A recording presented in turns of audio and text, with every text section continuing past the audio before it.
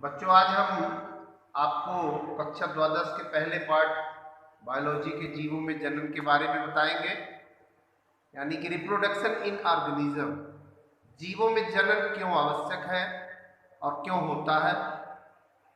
जीवों में जन्म आवश्यक इसलिए है क्योंकि ये प्रकृति का नियम है कि जो भी जीव इस संसार में जन्म लेता है वह अपनी जाति की निरंतरता को बनाए रखने के लिए, यानी कि कंटिन्यूटी ऑफ अवर स्पीसीज, जाति उसकी बनी रहे और उसकी जाति कभी इस संसार से समाप्त न हो, इसलिए वह जनन करता है। जीव का आशय यहाँ यह है कि पौधे और जंतु में पूरे एक कोशिकीय प्राणी से लेकर के जितने भी बहुकोशिकीय प्राणी हैं सब आ जाते हैं, और पौधों में सभी पौधे भी जो है जनन करते हैं और अपने समान संतान के रूप में बीजों को उत्पन्न करते हैं, जिसमें पूरा पौधा जिससे जन्म लेता है। ठीक है ना। तो जीवों में जनन प्रकृति के नियम के अनुसार उसकी जाति की निरंतरता को बनाए रखने के लिए आवश्यक है। अब जनन के लिए सबसे पहली चीज तो है कि जीवन की अवधि कितनी है। कुछ प्राणियों की जीवन अवधि बहुत कम होती है, कुछ की बहुत ज्यादा होती है। जैसे कि सबसे कम जीवन आयु में फ्लाई एक होती है, मक्खी होती है, मे फ्लाई नाम है उसका, उसकी जीवन आयु लाइफ स्पॉन जो है उसका 1 दिन का होता है, मात्र 1 दिन जीवित रहती है और इसमें वह प्रजनन करके अपने समान जीव को जन्म दे जाती है।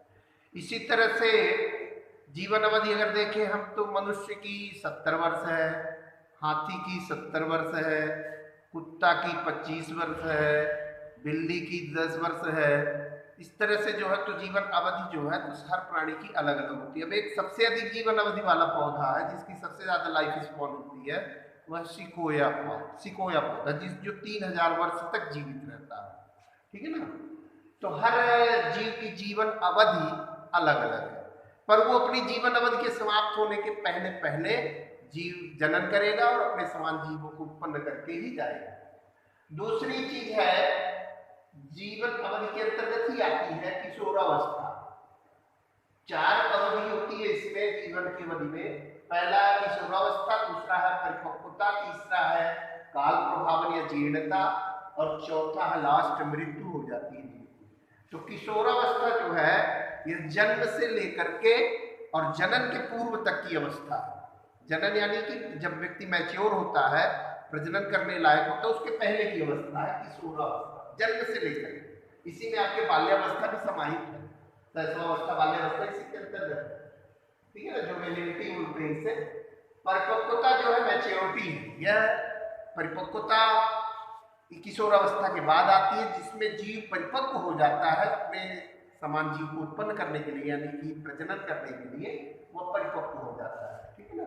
यानी ये जनन काल की अवस्था।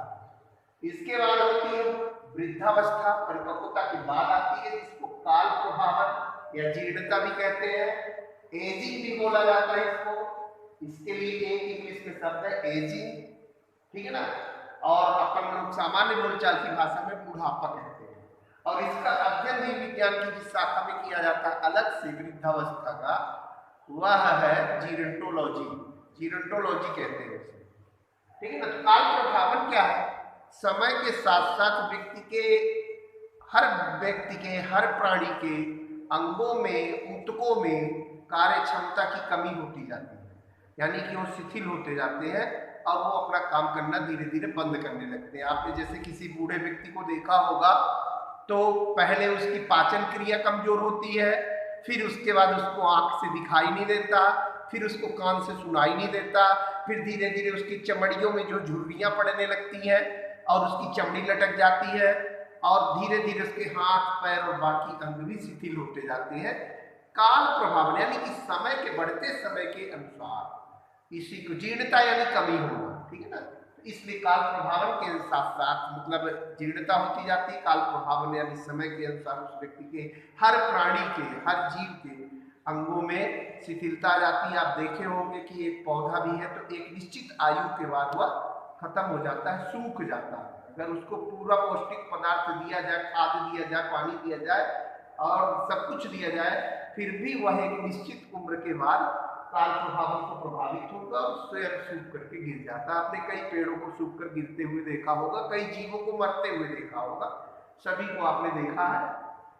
तो इसी को जो है एजिंग कहते हैं।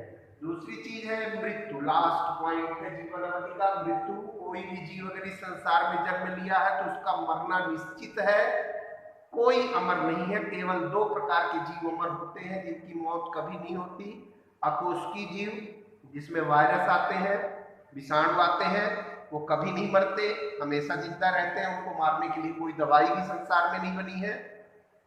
और दूसरी जो है तो आपके आते हैं जो नहीं मरते, वो एक कोशिकी जीव, अमीबा है, पैरामीशियम है, युग्लिना है, ये सब चीज जो होते हैं एक कोशिकी जीव, उसमें कवक भी आ जाते हैं, एक कोशिकी शैवाल भी है। तो ये कभी नहीं मरते क्योंकि ये इनमें अलैंगिक प्रजनन पाया जाता है। आगे हम आपको पढ़ाएंगे कि प्रजनन कितने प्रकार का होता है, तो उसमें बताएंगे लैंगिक और अलैंगिक दो प्रकार का होता है। तो ये जीव जो है तो अलैंगिक प्रजनन करते हैं, यानी कि मरने के पहले, अपनी मृत्यु के पहले अपने शरीर के टुकड़े कर लेते हैं बहुविखंडन या खंडन या द्विखंडन विधि द्वारा, और ये अपनी जाति, अपने ही शरीर के टुकड़े करके अपनी जाति को उत्पन्न कर देते हैं, अपने समान जीवों को उत्पन्न कर देते हैं, इसलिए इनकी मौत कभी नहीं होती। इनमें काल प्रभावन का सिद्धांत या मृत्यु का सिद्धांत लागू नहीं होता। वैसे सामान्य जीवों की जो मौत होती है, मृत्यु होती है, डेथ, वह दो प्रकार की होती है। क्लिनिकल डेथ यानी चिकित्सकीय मृत्यु, जैसे कोई दवाई के दौरान खत्म हो गया, यानी कि इसमें आपके एक्सीडेंटल भी आते हैं, एक्सीडेंटल डेथ, और बीमारी से जो डेथ होती है दवाइयों के प्रभाव से या ऑपरेशन के समय या बीमार होकर के कोई व्यक्ति मर गया, तो चिकित्सकीय मृत्यु कहलाती है वो। और बायोलॉजिकल मृत्यु जो है ये जैविक मृत्यु कहलाती है। कोई भी जीव अपनी पूरी जीवन आयु जी करके फिर जन्म मरता है। जैसे मैंने आपको बताया मनुष्य की एक औसत जीवन आयु औसत जो है 70 वर्ष है। इस 70 वर्ष के बाद मनुष्य को मरना निश्चित है, तो वह उसकी बायोलॉजिकल डेथ कहलाती है। आज के लिए